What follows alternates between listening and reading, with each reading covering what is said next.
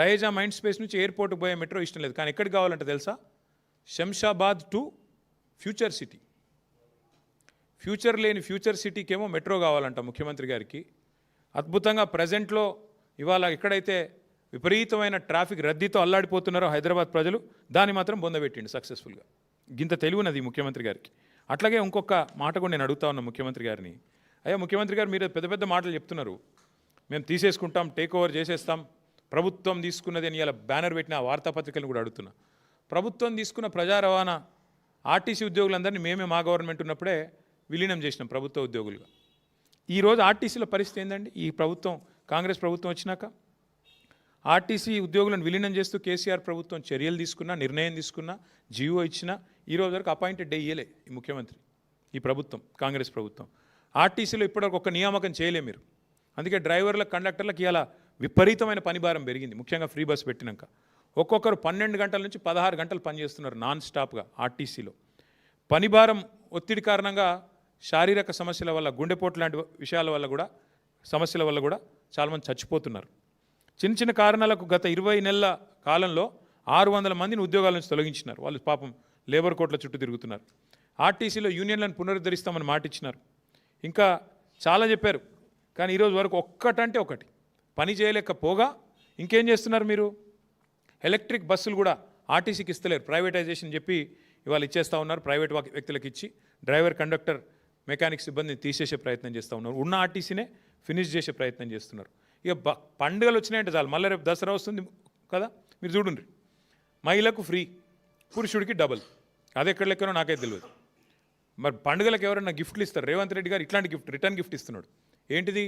ఏ పండుగ అయినా, రంజాన్ అయినా, బక్రీద్ అయినా, క్రిస్మస్ అయినా, దసరా అయినా పక్కా తోఫా అయింది మీకు, డబల్ ఆర్టీసీ ఛార్జీలు. మీరు చూడండి, రేపు మళ్ళీ టికెట్లు దయచేసి తెలంగాణ ప్రజలు చూడాలని చెప్పి కోరుతా ఉన్నాను నేను. ఒక్క ఎలక్ట్రిక్ బస్సుల వల్ల, ఈ ముఖ్యమంత్రి తీసుకున్న నిర్ణయం వల్ల ఉన్న ఆర్టీసీ దాదాపు 20,000 మంది ఉద్యోగాలు పరిస్తున్నది. మహాలక్ష్మి కారణంగా నష్టాలు వస్తున్నాయని ఆర్టీసీ సంఘాలు చెప్తుంటే, కార్మికులు చెప్తుంటే, వాళ్ళకి ఇవ్వాల్సిన బకాయిలు ఇస్తలేరు. ఉన్న ఆర్టీసీనే నడిపే ముఖం లేదు నీకు. నెల నెల ఆర్టీసీకి 600 కోట్లు ఇచ్చే ముఖం లేదు. 15,000 కోట్లు తీసుకొని ఎట్లా మోస్తావు నువ్వు మెట్రోని? చెప్పు నాకు, ప్రజలకు కనీసం సమాధానం ఇవ్వండి. నేను ఇంకొక మాట కూడా మిమ్మల్ని అడుగుతా ఉన్నా దయచేసి. ఇట్లాంటి కీలకమైన నిర్ణయం తీసుకున్నప్పుడు ఏ ప్రభుత్వం అయినా 15,000 కోట్ల భారం మోయాలి అంటే ఒక క్యాబినెట్ సబ్ కమిటీ వేస్తారు, కొంత చర్చిస్తారు, అధికారులతో, స్టేక్ హోల్డర్స్తో అందరిని పిలిచి మాట్లాడతారు, అర్థం చేసుకుంటారు. తర్వాత క్యాబినెట్ తీసుకుపోతారు, క్యాబినెట్లో చర్చ పెడతారు, అధికారుల కమిటీలు వేస్తారు. ఇదేం లేదు, చెట్ మంగ్ని ఫట్షాది. నేను పొద్దున ముఖ్యమంత్రికి అనిపించింది, సాయంత్రం వరకు ఒడగొట్టాలి. జూబ్లీహిల్స్ ప్యాలెస్లో కలవడ్డది అర్ధరాత్రి, తెల్ల వరకు ఒడిచిపోవాలి. అంతేనా? ఇక చెట్ మంగ్ని ఫట్షాది అంటే ఏం ఆలోచన లేదు, పాడు లేదు. నేను అడుగుతున్నా ముఖ్యమంత్రి గారిని, 15,000 కోట్ల రూపాయలు అప్పు ఎవరు కడతారు? నువ్వు ఎట్లాగో 2 నెలల్లో పోతావు, తర్వాత ఎవరు కట్టాలా? ఎవరి మీద వేసిపోతావు? అట్లాగే ఇది ఎఫ్ఆర్బిఎం పరిధిలోకి రాదా ఈ అప్పు? కేంద్ర మంత్రులు 2 ఉన్నారు ఇక్కడ. మెట్రో యాక్ట్ ఉంది, సెంట్రల్ యాక్ట్. అసలు మీరు కేంద్ర ప్రభుత్వానికి ఇన్ఫర్మేషన్ అని ఇచ్చిండ్రా? ఇట్లా చేస్తున్నామని, పీపీపీలో ఉన్నదాన్ని మీరు తీసుకుంటున్నామని చెప్పినరా? ఒక పబ్లిక్ సెక్టర్ అండర్టేకింగ్ కంపెనీ పెడతారా? ఈ 15,000 కోట్ల రుణం ఎట్లా మోస్తారు? రోజు నువ్వే కథలు చెప్తుంటావు కదా, నెలకు ఇంత మిత్తి కడుతున్నా, అంత మిత్తి కడుతున్నాను. అఫ్కోర్స్ కాగ్ చెప్పింది అనుకోండి, ముఖ్యమంత్రి చెప్పేది తప్పు. నెలకు 6,000 కోట్లు కాదు, నెలకు కడుతుంది 2,200 కోట్ల అప్పే మిత్తి అని చెప్పి కాగ్ చెప్పింది. కానీ ఎల్ఆర్లేసి అబద్ధాలు చెప్తా ఉంటారు. ఇదెవరు కడతారు? ఈ 15,000 కోట్ల అప్పు ఎవరు కడతారు? ఎందుకు ఇప్పటికే తెచ్చిన 2,20,000 కోట్ల అప్పు చాలదన్నట్టు మళ్ళొక 15,000 కోట్ల అప్పు ఎవరి మీద మోపుతున్నారు? ఎందుకు మోపుతున్నారు? ముఖ్యమంత్రి గారు చెప్పాలి. అట్లాగే ఆర్టీసీ ఇప్పటికే నష్టాల్లో ఉందని మీరే చెప్తున్నారు, నెలకు 600 కోట్లు కడుతున్నామని చెప్తున్నారు.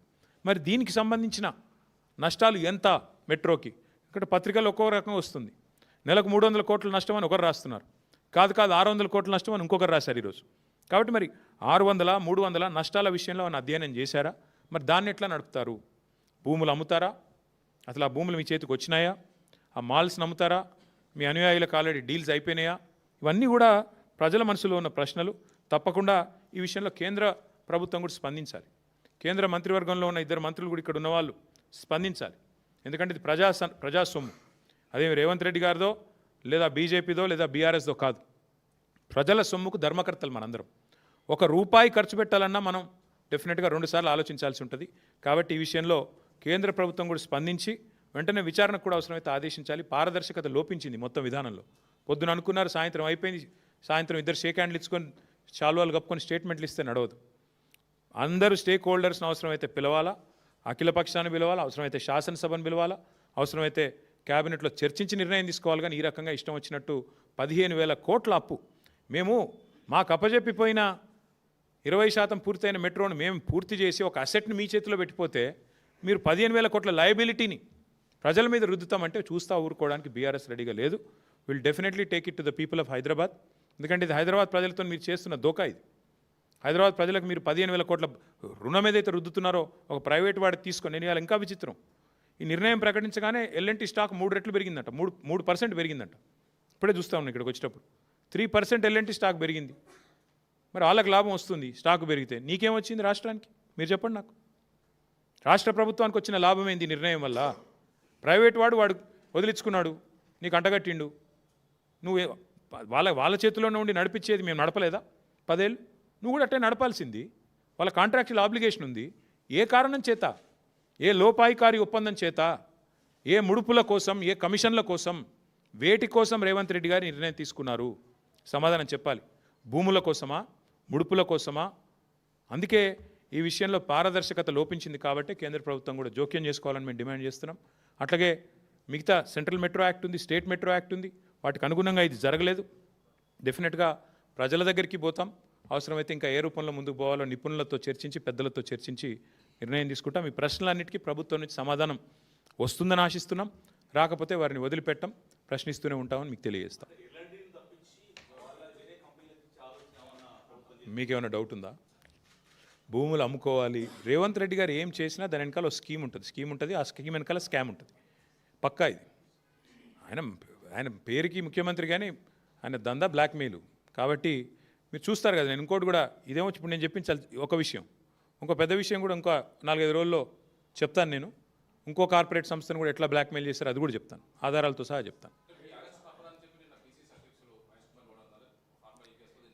బాంబులేటి గారు తర్వాత పాపం కాంగ్రెస్ వాళ్ళు 2 ఏళ్ళుగా కళ్ళు గంటూనే ఉన్నారు. వాళ్ళ కళ్ళు కాచిపోతూ ఉన్నాయి చూసి మమ్మల్ని అరెస్ట్ చేసుకుంటారా, ఏం చేసుకుంటారని ఇదే వేదిక ద్వారా ఇక్కడ గతంలో చెప్పాను. నేను మీకు ఏం చేసుకుంటారో చేసుకోండి, నేను తప్పు చేయలేదని చెప్పాను. ఇప్పుడు కూడా అదే చెప్తున్నాను, ఏ తప్పు చేయలేదు. ఎంత ధైర్యం ఉంటే నేను ఒక మంత్రిగా పనిచేసిన వాడిని 10 ఏళ్ళు లై డిటెక్టర్ టెస్ట్ తీసుకుంటాను అని చెప్పాను. రేవంత్ రెడ్డి గారు కూడా తీసుకుంటారా అని అడిగాను. ఆయన మీద ఏసీబీ కేసు ఉంది, నా మీద ఏసీబీ కేసు ఉంది, రండి అని చెప్పాను. ఇప్పుడు కూడా మళ్ళీ అదే ఆఫర్ ఇస్తున్నా. ఇట్లాగే కెమెరాలు పెట్టండి, ఒక 10-15 లై డిటెక్టర్ టెస్ట్ నేను మీ కెమెరాల ముందు తీసుకుంటా. నేను తప్పు చేయలేదు. నిజాయితీకి ధైర్యం ఎక్కువ. సరే, దానికి కొంతమంది అహంకారం అనొచ్చు కాక, కానీ నేనేమంటానంటే అల్టిమేట్గా నేను తప్పు చేయలేదు కాబట్టి నాకు ఆ ధైర్యం ఉంది. కానీ ఇది అప్రస్తుతం, అనవసర విషయం. అరెస్ట్ చేసుకుంటారా, ఏం చేసుకుంటారో వదిలేయండి, నాది పెద్ద ఇష్యూ కాదు.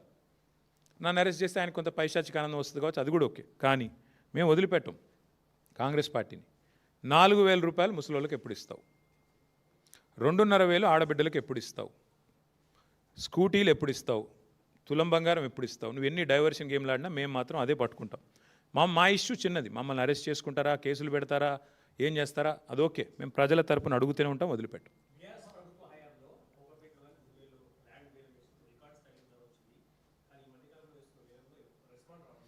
రియల్ ఎస్టేట్ కుదేలవుతుంది అని నేను ఎలక్షన్ ముందే చెప్పిన బ్రదర్. కాంగ్రెస్ వస్తే రియల్ ఎస్టేట్ డామ్ అంటుందని చెప్పిన. దానికి ప్రధాన కారణం ఇవాళ హైడ్రా అనే ఒక భూతాన్ని ఏదైతే హైదరాబాద్ మీద వదిలిపెట్టినరో, హైడ్రా అనే భూతం ఇవాళ హైదరాబాద్లో రియల్ ఎస్టేట్ డామ్ అనడానికి ప్రధాన కారణమే హైడ్రా అనే భూతం. హైడ్రా అనేది కేవలం బ్లాక్మెయిలర్లకు ఆలంబనగా మారింది.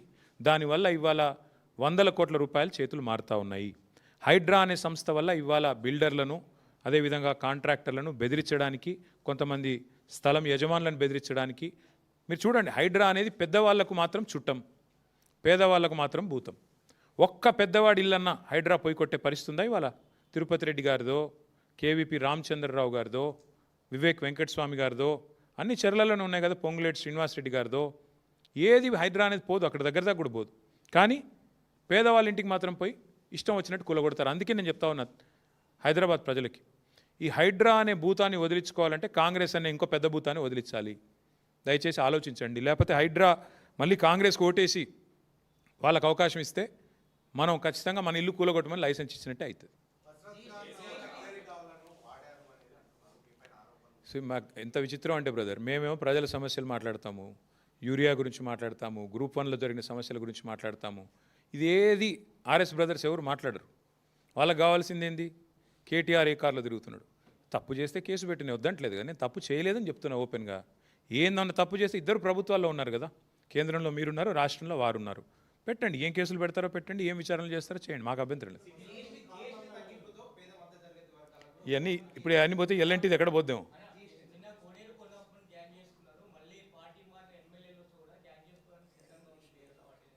అని ఎవరు చెప్పారు మీకు?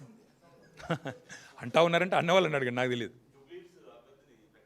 ఎస్, 100కు 100% మంచి మెజారిటీ. ఎందుకంటే హైదరాబాద్లో 2023లో కూడా ఒక్క సీటు కూడా కాంగ్రెస్ గెలవలేదు. ఒకే ఒక్క సీటు అడ్డిమారి గుడి దెబ్బలాగా బీజేపీ గెలిచింది. ఈసారి కూడా మళ్ళీ తిరిగి హైదరాబాద్ ప్రజల ఆశీర్వాదంతో, జూబ్లీహిల్స్ ప్రజల ఆశీర్వాదంతో మా అభ్యర్థి శ్రీమతి మాగంటి సునీతా గోపీనాథ్ గారు మంచి మెజారిటీతో నెగ్గుతారు, మాకు విశ్వాసం. Thank you.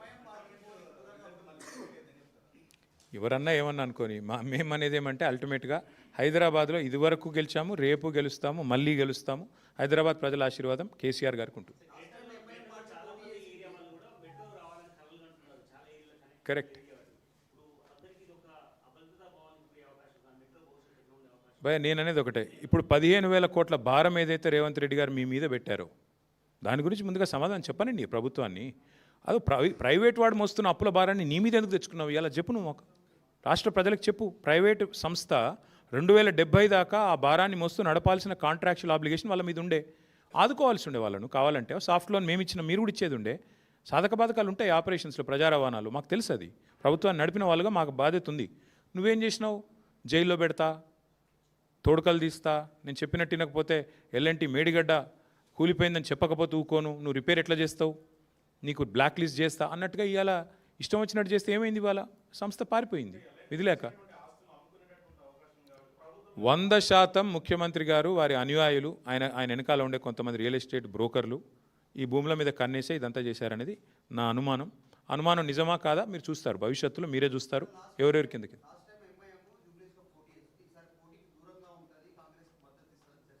వారిని అడగండి, కాదు వారిని అడగండి, నాకేం తెలుసు. ఎంఐఎం నిర్ణయాలు నేనెట్టు చెప్తాను, మీరెట్టు చెప్తారు. Thank you.